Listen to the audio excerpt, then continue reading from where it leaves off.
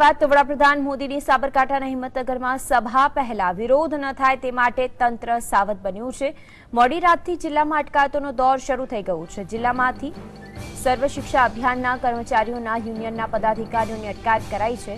યુનિયનના પ્રમુખ અમિત કવિની અટકાયત કરાઈ છે। ફિક્સ વેતન કર્મચારીઓની તકલીફો વિશે મોદીને ખુલ્લો પત્ર લખાયો હતો। સાથે જ આ કર્મચારીઓને વિરોધની ચીમકીને પગલે અટકાયત કરાઈ છે। तो विरोधना सुर न उठे कि कोई विरोध न थाय ते माटे पहलाथी ज आ प्रक्रिया हाथ धरवामां आवी छे। वधु वातचीत सतत राकेश पासेथी मेळवीशुं। राकेश, पीएम मोदीनी सभा पहेला अटकायतोनो दौर चालू करी देवामां आव्यो छे, कारण के जे रीते चीमकी उच्चारवामां आवी हती, खुल्लो पत्र पण वडाप्रधान मोदी समक्ष लखवामां आव्यो हतो। विगतो शुं छे तेने लईने?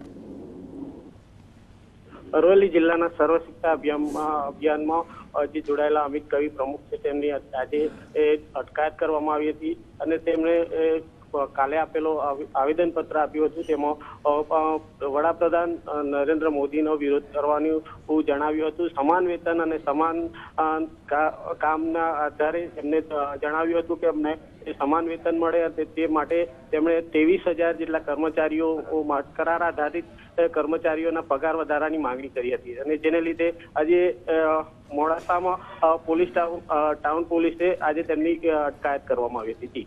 આભાર આપનું વિગતો માટે રાકેશ।